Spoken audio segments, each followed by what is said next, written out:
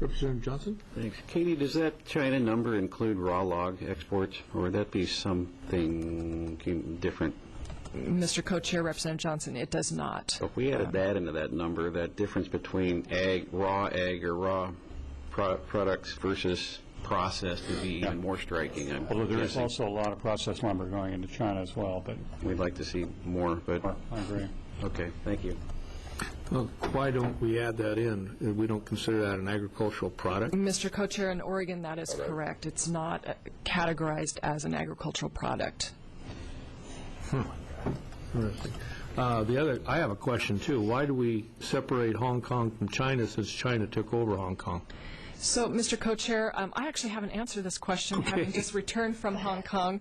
And it's a fascinating thing that's going on there. They still consider themselves kind of a special province. The locals say one country, two systems. And some interesting dynamics going on in Hong Kong. Hong Kong is much easier for American businesses to do business. They're much more westernized in the way they do business than China does, per se. So we still differentiate products moving into that market, and Hong Kong actually serves as a pretty important gateway for products moving into the Chinese market. Into the mainland? Mm-hmm. Thank you. Okay. Here's a graphic of exports, and I think the title is maybe not correct. This is all agriculture that moves out of Oregon, not just Oregon agriculture. And so this captures a lot of what would flow through the Port of Portland. Oil seeds, as an example, the little square on the bottom is probably soybeans, if I had to guess, and Bill will tell you that is a rapidly expanding export product that is moving out of the Port of Portland.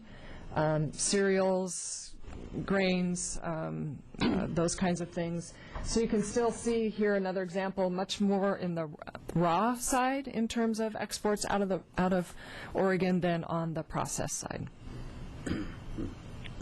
And here's a graphic of our top markets again: Japan, China, South Korea, Canada, Philippines, on down.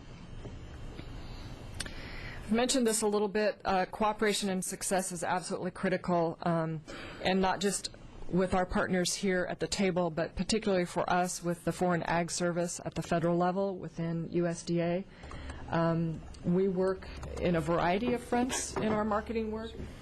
One example is inbound trade missions. We get a number of buyers that come to Oregon from different countries, and what we do is we actually organize for them visits to Oregon agriculture, whether it be growers or processors, to try to help facilitate sales of Oregon products. And just recently we've hosted, as an example, inbound trade missions from China, Korea, and Taiwan.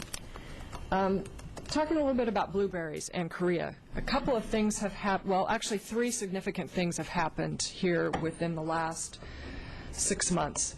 We, the Department of Ag, in partnership with USDA, APHIS, and with the blueberry industry, have been working for probably 10 years trying to get the South Korea market open to fresh blueberries. It's taken an enormous amount of effort, and it is an example of just how long some of these efforts take to actually open a market or see sales results as a result of our efforts. But just earlier this fall, South Korea announced that they will open their market to fresh blueberries from Oregon. We are the only state in the United States that have been granted this access, and it truly is a result of an amazing amount of effort between government and the private sector to get this market open for Oregon blueberries. At the same time, the Port of Portland was successful in getting a new cargo service out of the port, Asiana Air, which flies directly to Korea. At their inaugural flight, there were 10 tons of fresh blueberries on that flight. They were not bound for Korea at that time because, of course, that market was not yet open to us. They then moved on to the Singapore market. But next year, we are expecting to load that airplane up as much room as they'll get us for fresh blueberries into Korea as well as other places in Southeast Asia. And then finally, as you well know, Congress just ratified the Korea-U.S. Free Trade Agreement. Korea, I've not heard if they finally ratified it or not. When I was just over there, there was huge demonstrations opposing the ratification on the Korean side. But we are hopeful that that free trade agreement will be ratified. It will be a benefit to blueberries, but also a benefit to a number of other Oregon agricultural markets moving into South Korea. That is the reason why South Korea is one of our top priority areas for us in marketing here in the near future. And the other amazing thing, when you go to Korea, blueberries everywhere. Blueberry cough drops, blueberry drinks, blueberry face cream, blueberry smoothies, you name it, there's blueberries in it. So they are very, very health conscious and very, very interested in anything related to blueberries. Director Coba, is Kim Jim Wan still our focal point in Seoul? It's ours. Yes, both for the state and for the port. Yeah, he's a good man. Yeah. And by the way, his wife is on the city council in Incheon, which doesn't sound like much, except she represents 500 and some thousand people just in that one district in Incheon.